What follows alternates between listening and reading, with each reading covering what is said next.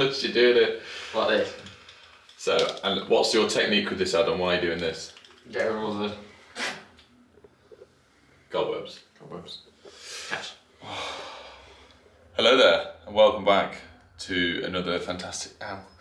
Right, so I might as well start it off. I've still got a really, really bad back, even though my video came out and said, by now, I should be back at work. I should be absolutely fine. Wrong. I've ended up being chauffeur for Adam. I've actually booked the following week off work from now, which for you guys would be a couple of weeks ago. Back's still no better. I went on holiday, tried to take a rest, tried to take it easy this week. This man has been doing, well, everything so far. We've only done a couple of jobs, and I just can't take it. I'm going back to doctors, I'm on painkillers. I'm meant to just be literally sitting still at home. So got this EICR to do, and we've got a fault finding thing later, which is what I'm doing, and then that's it. But I thought we'd get the video done. We're in an empty property, we're in a cellar, and for me as a bad back, like I either need to stand up straight or sit still. So yeah, sit up straight. So I've actually got a little pew here, which is nice. But as you can see from standing up, oh God, I just got a cobweb in my ear, Adam. So yeah, I thought we'd run through. Adam has been given by me a brand new TIS Pro. I hope this is the right bag. This should be the right bag. You didn't give it to me last night, though. Sorry? You gave me the Mega yesterday. Did I? Yeah. So Oh. I hope this I gave Adam. The thing is, we've got the same bag. We need to stick a sticker on the front. Come on, please, please, please. Oh, it's my bag. Right, go and get your bag. Did you charge up the batteries Which ones? in this? No, they come pre-charged. Dave was just saying, you know, just make sure you charge a few. No, it's because they were dead. Oh, were they? Yeah. No, I didn't charge the batteries in it. Does that mean I can go back and get the other dead? Just go back and get the other batteries. So, Adam and I went to go and visit Mr. David Savory the other day. TIS Electrical. Look at this. Very nice. So, I haven't used a TIS tester before. Obviously, I've got the continuity tester. Earth clamp. Earth clamp. No, not the earth clamp, that's Mega. But I wanted to get Adam a better tester because at the moment he had my old one, which was the 1502 Mega. Great little tester, bomb-proof, nothing wrong with it. I wanted him to upgrade it. I wanted to get him something that's going to be a bit more fancy than what I've got because I've got the Mega 1711. I wanted to get him something that was digital that he can learn from, and I wanted the master really to teach him how to use it. So we went and spent the day with Dave. I would like to say I got loads of footage, but because I was literally standing up in and out of his office because I just couldn't get comfortable or sit, and there wasn't a lot of room to record, we didn't get any footage. We had a nice chat. There might be a little chat coming out on his channel, but we're going to come and do it again. He's going to come to the unit at some point as well and do some stuff there while I'm just sat down watching. So he showed how to use this. This is the gun shot. No, you can't sell that. Yeah, no, Ben. So this is the TIS MFT PRO. Oh, we're there. All digital, touch screen. So Adam's going to do his first EICR today up here with one of these. So yeah, we'll get some footage around. I've just had a bit of a walk around. I've not gone upstairs yet, but one thing I have just seen is we're in a cellar. I've seen all this mould on the cable. The only thing I can say is someone needs to stick a dehumidifier down here or something. We've just opened the window over there for a minute, but it's all cellar texed in, so it's designed to keep the heat up, but this also keeps the moisture down. So obviously that's next to the fuse bulb. We don't really want any moisture ingress in there, otherwise we're going to go bang bang pop pop. That's what gangsters says now. Oh my God, I can't do. I'll kneel. I'll squat. So yeah, we'll have a walk around with you guys, see if we can see anything visually, but everything looks pretty sweet so far. Let Adam set up and we'll set the iPad up and we'll go from there. Slight little difference now with the TIS. I know I said I'd have a run around. This is what confused Dave to start with as well. So when we do anything like our ZEs and our PFC, it has to be a 3 lead. You can't do a 2 high, which is what we used to do on the old Mega. No, what you do, you just plug the black into the black. What's going on here? Put the blue in. But what it is on the green lead, which Adam's going to hold up to you in a second. Wait, let me just put them all together. So a lot of these tests, which is this one here, the leads piggyback onto each other. So most of the time, what we're going to do is just leave it like this, and we won't be using the socket cable adapter, which obviously replaces this, comes out, it's got the socket on the end. We're going to just get one of the Q-Tech, or TIS might do it, I'll have a word with Steve at TIS, just to plug the probes in. So really, we never ever need to take the cables out of the tester, which would be nice. So I'll let you set up there, get a ZE, and I'm just going to have a walk upstairs, mate. And I know EICR videos have been done so many times, and I got sick of doing them, that's why I stopped. But for the young lads that are out there, we've got metal socket fronts. We want to be making sure, because when we're doing EICRs, it's only percentage. It is a percentage of what is here. Sorry, I'm out of breath from crawling across the basement floor.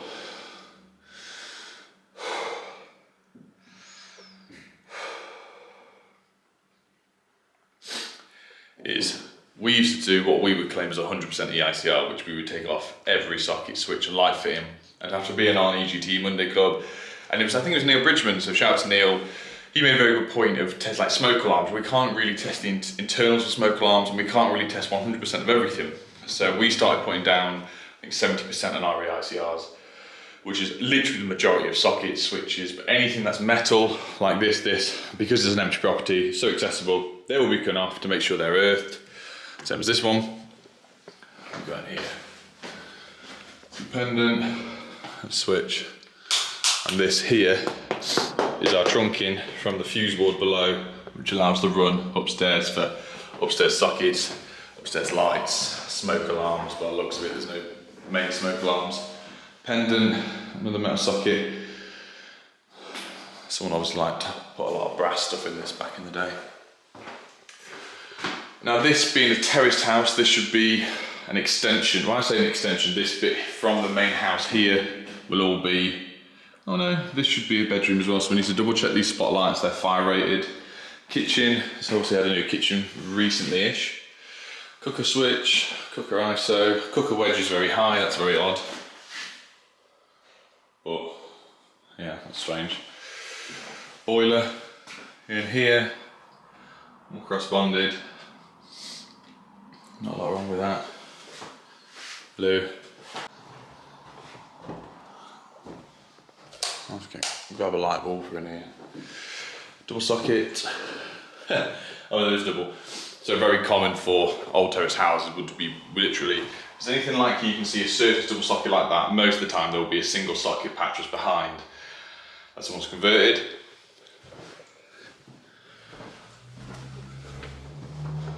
What's Adam doing on the door? Bathroom, boiler, shower, pool court, extractor fan. Is the extractor fan? Is that on? Does it work? Shaver point. Master bedroom. One double socket behind the door. What's this? They got a loft? Oh no.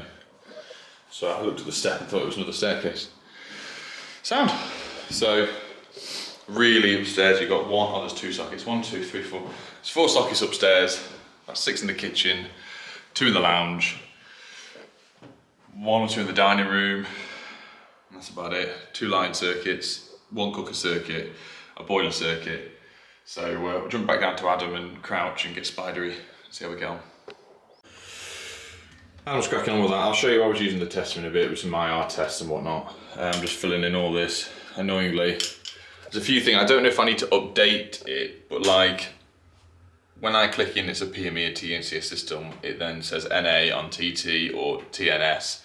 But then when you're going through it and saying different arrangements, and the distributors are earthing arrangements on, you click that box and it still pops up with earth electrode. Oh, I suppose there might be a TT if there's an outside board or something, I suppose. Anyway, I'm interested to know what software you guys use. I use TISoft EasyCert, and I've used it now for what, I think 5 years. Yeah. Works fantastic on the iPad, it really, really does. They do update it every now and then, and I don't know, I've not checked for a while if there's an update, because I'm one of these people that don't like click automatic update, because I want to know when things have changed. I don't want to just open the app and stuff be everywhere and different. It's very annoying. But yeah, what do you guys use? I know there's a Napit online desktop people rave about. the NIC, which one, to be fair, a lot of people do complain about the NIC one that I've seen online. I've no experience with it whatsoever, obviously being with Napit.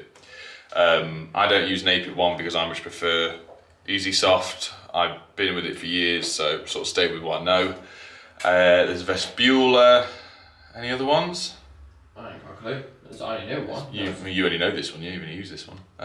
Yeah, let me know what you use and why, really. Do you guys still use pen and paper and jot it down on the back of your hand or a piece of cardboard and take it home and fill it out? Or do you do what I do? Or, you know, the tough, is it a tough book? Yeah, Panasonic tough book. Yeah, do you have a laptop on site and bits and bobs? So yeah, let us know in the comments, but let me just fill this bit in and then we can sort of get to the meat of the testing. One cool little thing as well, so I'm just going through the scheduled test results on the iPad, which is here. And look, cool thing they told Adam, which, Joe, the video I released the other day saying, you know, should I sack the Apprentice for this because he was late in the morning? And that video went out last night, and now Adam's getting me back. We're in a very confined space with a window that doesn't really open very much, and he seems to just drop his guts constantly, and even he doesn't like it, and I'm sat here like, I can't run anywhere, I can't escape, there's no That's a bad one. Cupcake. Please don't do this to me. This is almost like, what do they call it, a Dutch oven. And I just sniffed really big. Also, I learnt this off, was it my brother or my dad? I think it might be my dad. This is a popcorn thing. Yeah, it's a popcorn thing. This is very unprofessional, but equally very funny. So let's say you're with your loved ones and accidental gas slips out of your ear end and no one hears you do it. If you turn around and go, oh, can you smell popcorn? And go and start sniffing, instantly, without hesitation, every member of your family, every person in that room will go, no. But by them doing that, they have just got a right nose full from you. Anyway, that's what Adam does to me now, it's awful. Yeah, and he falls for it because he's so gullible. Shut up. What I've learned, what Dave said to us, so in the here, obviously we're going through, we've got a 60898 type B breaker, 32 amp for the cooker, capacity kiloamp is 6Ka,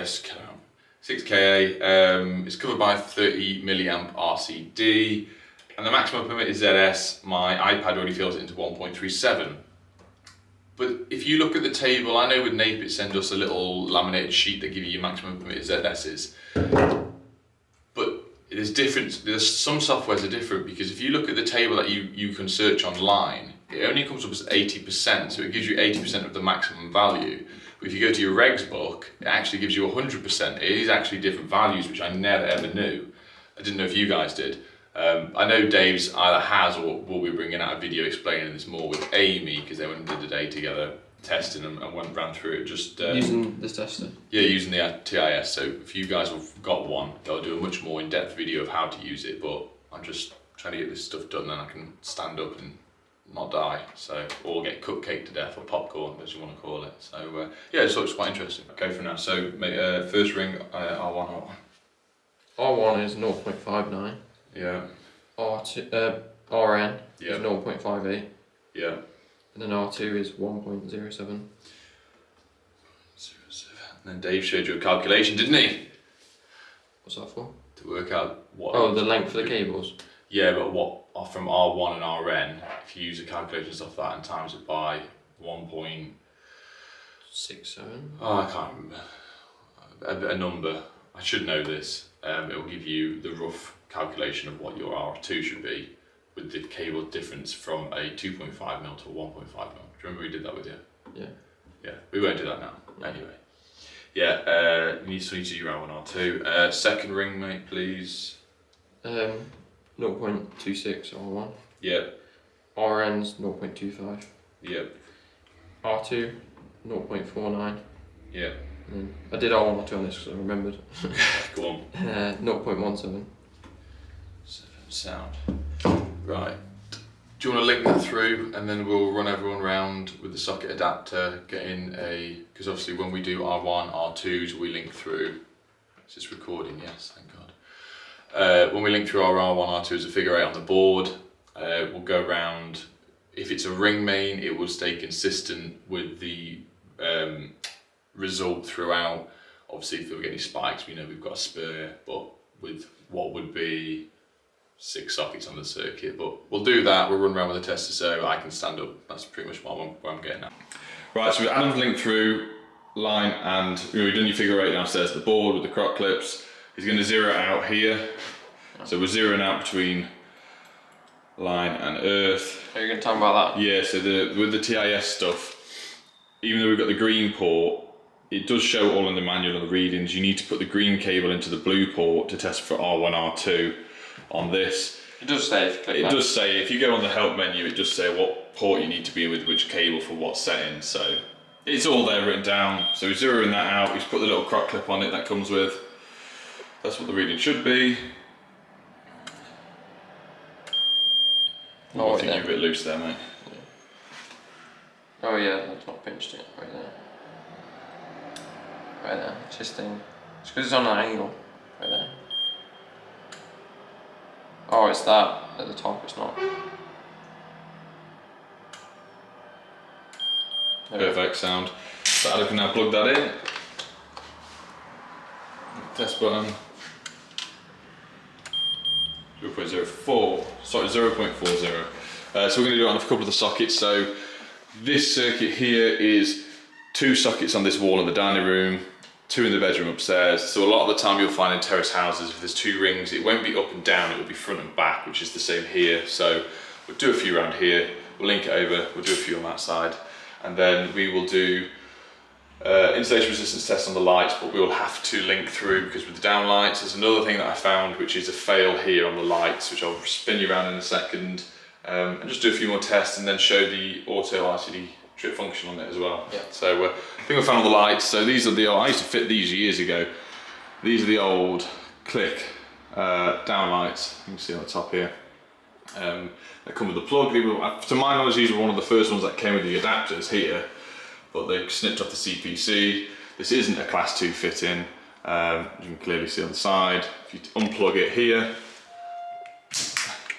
see through, you've got an earth pin that passes through. It's a bathroom, so it's not a livable space, but these are metal fittings without a CPC earth, so this needs jotting down. So in my eyes, this is unsatisfactory. We'll have to come back, and fingers crossed, it should be quite easy. We can just re-terminate these better, and fingers crossed, the very first one on the circuit, where there's a junction box hidden in the ceiling, that they actually have brought the earth across into the first fitting that we can bounce off. If not, we're going to start finding a junction box in the ceiling with a tiled floor above for a bathroom. So the joys of this, but we'll set up a few more tests and we'll run you through them. So Adam's just gone down, he's just going to turn this back on so we can get a ZS here. He set up to the correct settings. Adam's got a nicer tester than me. What's happened? But yeah, I know we're actually testing things a bit out of order at the moment, but we're getting used to this. It's an empty property. I want to film a little bit. We're having a chin wag, we're filling this in. I'm still trying to run through filling the iPad in with Adam so he sort of knows what he's doing. And yeah, so I'll jump back in a second once this is working. Right, I'm just turn that on. Ronnie says you've just got to hold this down for a few seconds. Oh, not that long. The cool thing about this, it gives you a lot more information than you actually need. So the information we need for a ZS will be bottom right, 0.37. It's giving us a thumbs up, which is okay, and it's just giving you different readings as well. So your live and neutral as well, and other bits and bobs on a 30mm RCD. So yeah, we'll transfer the readings across. We'll do this on the furthest point, which will be over here as well, just to get as many readings as possible. And then I'll ask Adam what he wants to test next. Right, so let's watch me have a go at this. So we're going to just do a RCD trip function. So we want to go, I've never done an auto one before, so if we go auto, it's auto, and on top of it also it will do a ramp test, 180 nominal, yeah. I click the green button, Adam's downstairs. I've done this wrong, haven't I?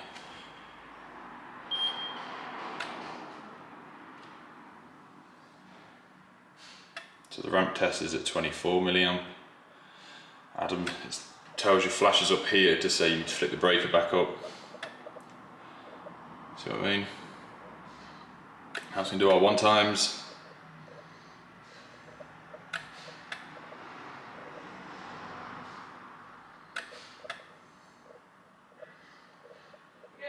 Yeah, keep going.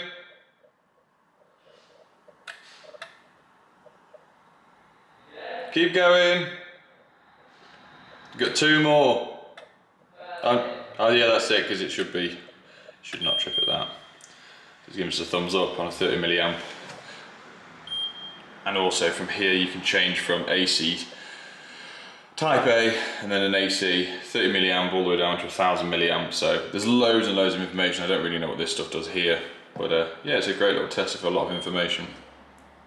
Well, this has been a lot short video than I thought it was going to be. We just got too carried away testing. Everything's okay except for these downlights. They are not earthed, they're not class 2 fittings, so we're just going to have to play around with that. Everything else checked out fine. IR results, everything is as we want it to be. RCT trip times. I just wish I carried a few extra bulbs on the van because they tried to use you should probably see back in the day, the old fluorescent energy saving bulbs with dimmer switches. Going around with a fly lead, everything's fine, everything's earthed, everything's as it should be. So it's just a shame that one little thing, when someone's put a new kitchen in, they've just done that wrong, which has then caused us to come back again. But yeah, so far, first impressions TIS, Adam likes it. I wanted to get him a very good tester. The main thing is I wanted him to take it to college. I wanted him to use it as much as possible, and realistically, the way things are going with work, he's actually testing when we're doing EICRs a lot more than I am now. I'm filling out the forms, I'm on the phone, I'm organising the next job, that sort of stuff. So he's doing a lot more testing. So I'd like to get him as competent as possible with the testing.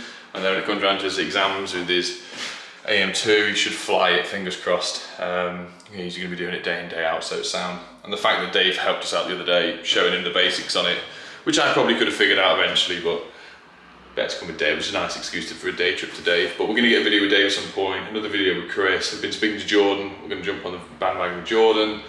And yeah, it's all good. Anyway, I'll wrap this up when he comes back down, or even he's just sticking the fuse board up, and wrap this up. Right, last little thoughts. Ad, what do you think? Yeah, it's a good little tester. But that's one bonus, it's not that big, it's little. Nice little screen. Easy to use, like the touch buttons and stuff. And help functions on it as well to get stuck. Yeah, that, there's a lot more information provided, like a bit to our normal tester. Like when we're doing a ZE. Yeah, it tells you a lot more stuff on it. Yeah. Yeah, and that the auto trick. Yeah, so if some of the modern, more modern, my Mega should have it, but it doesn't, but the more modern ones do have it, but to have it all displayed on one screen as well. And you can go way more into it with the software. You can link it up and it'll save all of it, but we don't need to do that because we've got the iPad. But yeah, well, there you go, mate. All yours. Enjoy. Cheers. Yeah, I'll see it on eBay later, yeah? Yeah. Bye. Bye.